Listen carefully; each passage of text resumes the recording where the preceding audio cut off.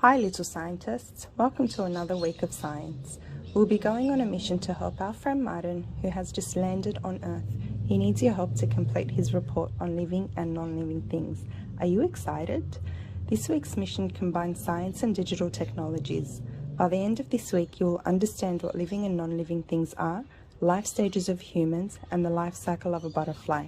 You will explore biological areas such as school grounds or your local park to examine factors that affect living things. Throughout the tasks, you will collect information to help our friend Martin understand what living and non-living things are and factors that may affect their growth and development. There are 3 tasks for you to complete and a quiz at the very end.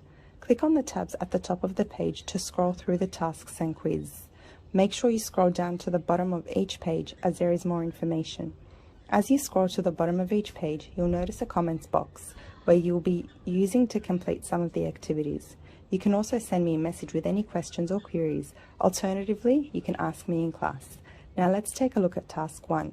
We find out who Martin is and how you will be helping him to successfully complete his mission. We will also explore living and non-living things. Do you know the difference between the two?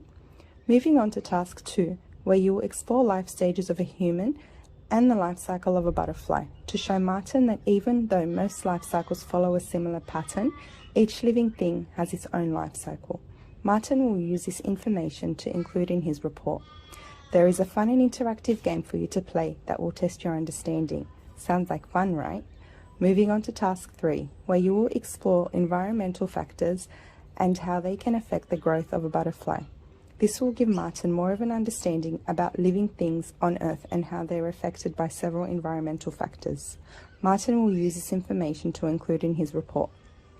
Remember, you can always rewind, start and stop the videos in tasks 1 to 3 as required.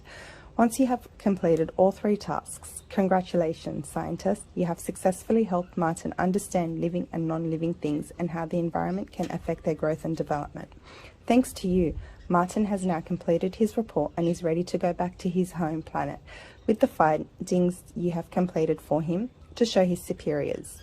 Martin is forever grateful and filled with joy as he has successfully completed his mission. Give yourself a pat on the back for your excellent work. However, we are not done yet. There is one more activity to test and confirm your understanding of living and non-living things. You'll need to complete a 20-question quiz by clicking on the link.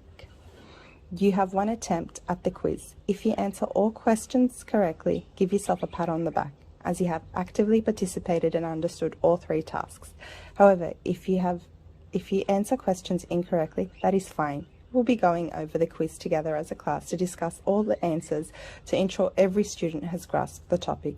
Do not forget to comment your score in the comment box below. Good luck, little scientists. You got this.